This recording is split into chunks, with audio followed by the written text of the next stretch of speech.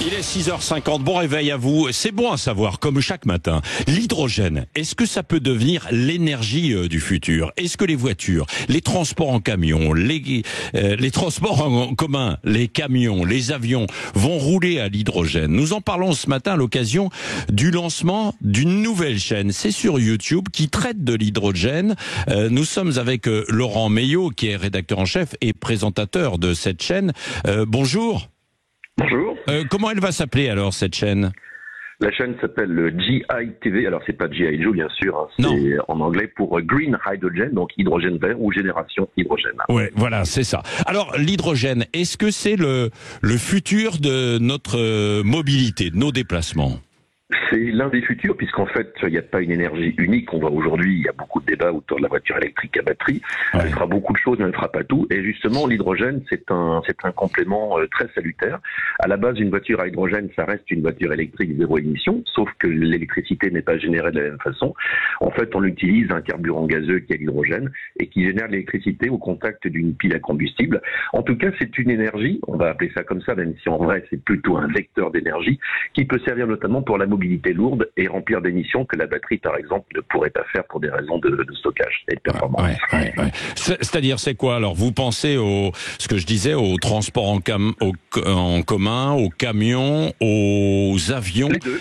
Les deux. Oui, alors en fait, aujourd'hui, ce qu'on voit dans les rues de plusieurs villes de France, il y a des bus à hydrogène qui roulent, les premiers camions commencent à arriver, on aura aussi des bennes à ordures ménagères, par exemple. Quant aux avions, alors l'avion hydrogène, vous savez qu'Airbus s'est fixé pour 2035 d'en faire voler. Il y a plusieurs façons de voir l'hydrogène. Soit on met l'hydrogène liquide, par exemple, dans les avions, mais je pense que c'est à plus longue échéance. En revanche, à partir d'hydrogène et de CO2, on peut faire des carburants de synthèse, on appelle ça des SAF, et ces carburants peuvent décarboner très largement le transport aérien, donc sous plusieurs formes, à la fois à molécules de synthèse ou bien simplement en tant que carburant. L'hydrogène peut effectivement décarboner non seulement la mobilité, mais aussi l'industrie. C'est ça qu'il ne faut pas oublier, c'est qu'on peut, par exemple, produire de l'acier de façon plus propre. Oui, c'est ça, on peut le mettre aussi. Est-ce que c'est une solution, donc on l'a compris, plutôt écologique, mais est-ce que c'est économique aussi ? Alors le problème effectivement c'est le coût de revient pour le moment. Donc l'hydrogène coûte plus cher, il va falloir mettre en place un écosystème, une industrie, c'est en train de se mettre en place. Ce qu'il faut savoir c'est qu'il y a aussi des pays qui ont des ressources d'énergie renouvelable abondantes, je pense notamment à l'Afrique du Nord mais aussi le Moyen-Orient. Ça peut paraître surprenant mais les pays du pétrole essaient de tourner cette page et justement se lancent à fond dans l'hydrogène. Ce sera d'ailleurs l'un des thèmes principaux de la COP28 qui s'ouvre à partir du 30 novembre. Et donc ces pays pourront exporter leur production.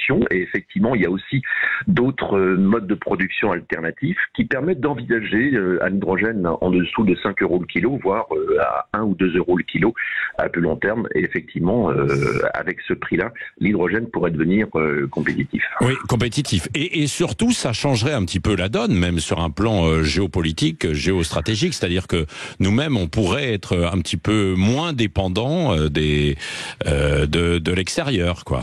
Oui, parce qu'effectivement, la production, elle peut se faire aussi localement. Il suffit d'avoir en fait de l'énergie solaire, de l'énergie du vent, et en fait avec de l'eau, on fait une électrolyse et on obtient donc effectivement cet hydrogène. Et puis encore mieux, il y a aussi l'hydrogène naturel qui se trouve sous nos pieds.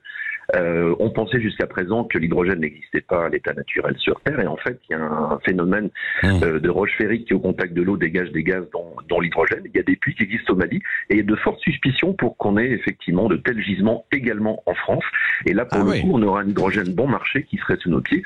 Il reste à le localiser avec précision et à l'extraire, mais en tout cas, c'est une promesse très intéressante. Oui, non, mais absolument, promesse très intéressante sur l'hydrogène. Mais ce que vous nous dites, pour l'instant, les voitures, on va terminer là-dessus, ce n'est pas encore la vraie solution d'avenir. Alors, il y a des voitures qui existent chez Toyota, chez Hyundai, BMW y arrive. Ce qu'on peut dire, c'est que les taxis, ça marche très bien. Par exemple, à Paris, les taxis, c'est plus de 500 véhicules qui roulent aujourd'hui. Il y en aura 2 fois plus par rapport aux Jeux Olympiques l'été prochain. Le rendez-vous avec la voiture est plutôt fixé aux alentours de 2030, parce qu'une fois que les composants auront été amortis sur la mobilité lourde, la technologie sera moins chère et donc pourra supporter la comparaison en matière de coût avec les voitures électriques à batterie.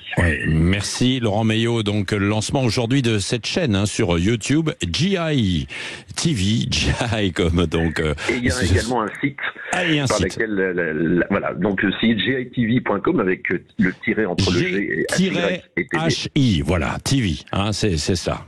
hy-tv.com. Voilà, c'est un peu compliqué, mais vous trouverez très facilement sur un moteur de recherche. Absolument. Et puis on salue à cette occasion Pierre Mercier, qui est derrière tout ça et qui travaille aussi avec nous sur Sud Radio autour de la mobilité, des nouvelles mobilités, de l'avenir de la voiture et du transport en commun. Merci Laurent Meillot d'avoir été avec nous ce matin sur Sud Radio.